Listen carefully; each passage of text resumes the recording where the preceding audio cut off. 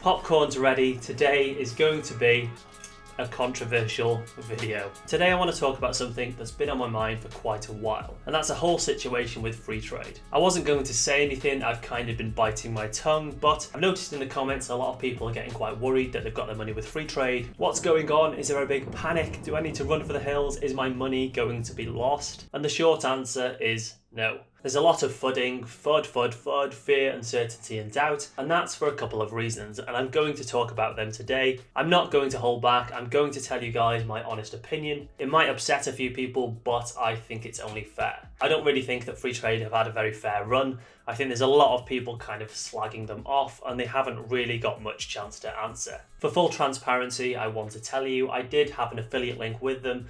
That was basically the same as anybody else gets, and I just got a free share if you sign up. Those ended up being literally about £3 per share, so trust me when I say I didn't make a fortune from recommending them. I did want to get a sponsorship with them, and I was going through the process, which was very, very slow, but because of all the news that's come out, it's pretty clear why I didn't get to that stage. So I do feel like I got a little bit burnt and really wanted to do that. I sent loads of customers their way for just £3, when in fact I could have got much more. So I feel like I'm in quite a good position to represent both sides. So on one hand, I've got that situation, but on the other hand, I still have a good chunk of money with Freetrade. And I'll just show you live right here so you can see exactly what I've got. I don't know if you can see this, but I've got my ISA with £109,000 in it. And I've also got my general investment account, which has got £6,500 in it.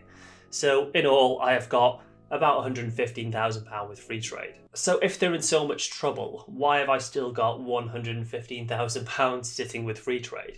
I'm transparent and honest pretty much to a fault most of the time, so I wanted to share this so you guys can see exactly what position I'm in. This video is for anybody using Freetrade, maybe somebody who's used them before, or someone who might be using them in the future. I felt like I've got a duty to make this video because I did recommend them as my top platform last year, and I sent a lot of people their way. And I did think last year they were the best platform, and they're still not a bad option today. What I want to do today is talk about some of the key points that people are talking about and complaining about, and share the other side of the argument. And that gives you guys the ability to make up your own mind rather than just listen to someone who's kind of been burned by them because they've lost their affiliate links. Although I think that this year Invest Engine's a better option, I still think Freetrade are very viable. And let me just mention that I don't get anything if you sign up to Freetrade. So let's talk about why there's so many people complaining about Freetrade. Well, it's actually quite simple. Money. So the majority of people had an affiliate link or sponsorship agreement with Freetrade where they were paid commission per person they referred. Now, there's nothing wrong with that. People do need to earn money. I mean, these videos take so much effort and time to make. Unless you're kind of rich and don't need money, you're going to want to make some money back off it, which I think is completely fine. Where I think this becomes a problem and people get quite hurt is when it becomes your full-time job. So when you take that step into YouTube becoming your full-time job, you need to be making money. And I know there's this thing where kind of people think, oh, influencers are scamming us, they're making millions off the back of us. Well, to be honest, a lot of these people aren't making a lot at all. And that money they were getting from Freetrade really made up a huge portion of their income. Especially if you look for Freetrade review or something like that, and they're number 1 or 2. So really, that's the reason people are so annoyed. If they still had their sponsorship, I'm sure they would still be recommending them. But what makes me laugh when you see this, they'll diss Freetrade for points I'll mention in a moment, but actually before that, they recommended Trading 212, who have kind of got hidden fees,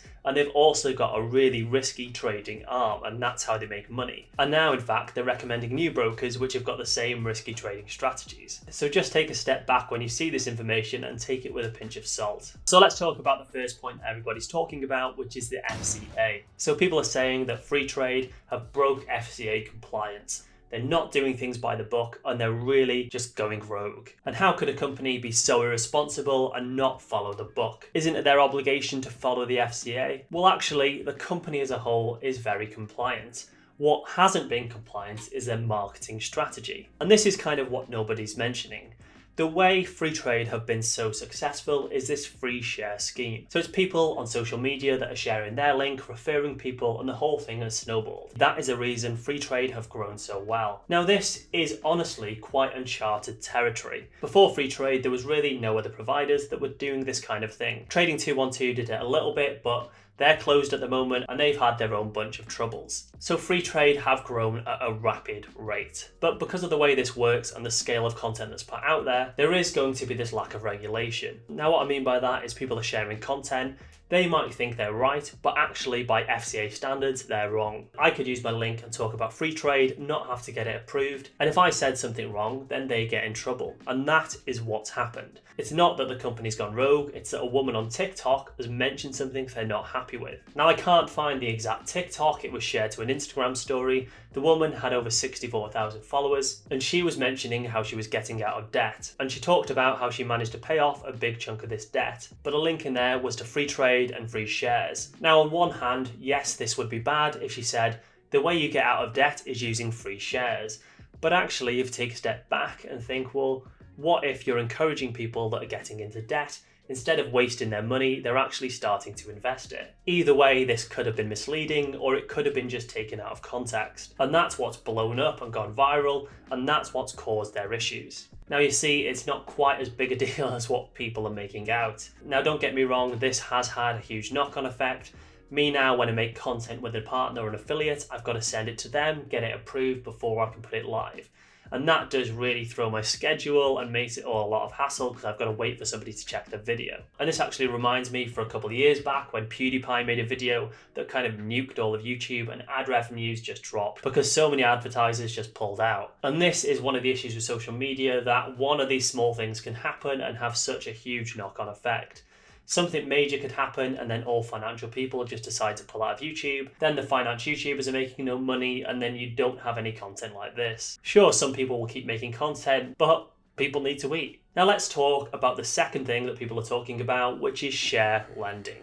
Now this also has been completely blown out of proportion because securities lending isn't anything new. In fact, people have been doing it for over 40 years. And this problem I think has been amplified because free trade has got such a large audience of new investors. So when they see share lending, they're thinking, you're not taking my share, who are you lending it out to? And especially when people are saying they're going to lend out your share and just try and make it lose as much money as possible, which just isn't right. Securities lending is quite a common practice. And there's actually a section on the Free Trade website which I'll recommend you guys check out. I will leave a link down below to it afterwards. What they essentially do is lend out your shares and they generate income on the back of it. They get collateral in case something goes wrong, and that's going to be in the form of things like bonds. And they've actually said that they're only lending it out to big banks. You're pretty much never going to know this is happening. It's not going to vanish from your account and it's not going to cause you any problems. And as well, if you're within an ISA, it's not going to affect you because it's not allowed. So actually, it's something you're never even going to see. I think this has been confused a little bit with shorting shares, where you just pick a share and you predict it's going to go down and you make money off the back of it, which is a risky trading strategy. Now there is a point that this is maybe against their policy and it's not really what they should be doing. But actually this is all just behind the scenes. They're not letting you trade in a risky matter. So you are still doing very basic safe trades. If they did decide to add things like shorting stocks, leverage, forex and day trading, then maybe we could say, yes, that's completely dangerous.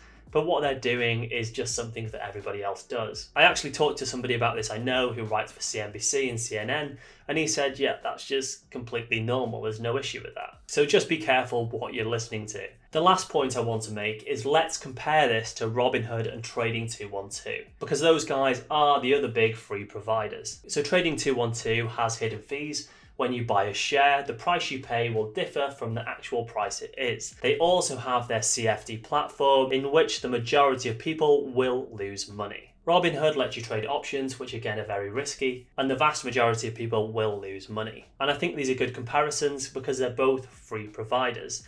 Now, the question I want to ask you is, do you want a free provider or do you want to pay someone more money? Free trade are incredibly cheap. Compare them to someone like Hargreaves Lansdown and you're going to save so much money. Complaints I've had about people maybe not being on the live chat and needing more people available, well, the company just needs to make more money. You can look at other investing apps like Lightyear. Yes, they're low cost at the moment, but as they scale, they're just going to add more cost too. Invest Engine is low cost at the moment. Luckily, 50% of their customers are on the managed platform and that makes them more money. But actually adding share lending behind the scenes, if they're able to put that back into the company and provide a better service while keeping your costs as low as possible, then is that really an issue? If you run a business, you need to make money, and that's simple. And Freetrade needs to be profitable, and they need to get that income in. Personally, I don't care if they lend out shares as long as they keep it low cost for me. I'm never going to see it, and it doesn't affect my ISA, so what's really the big deal? Yes, they've got in trouble with the FCA, but to be honest, it's not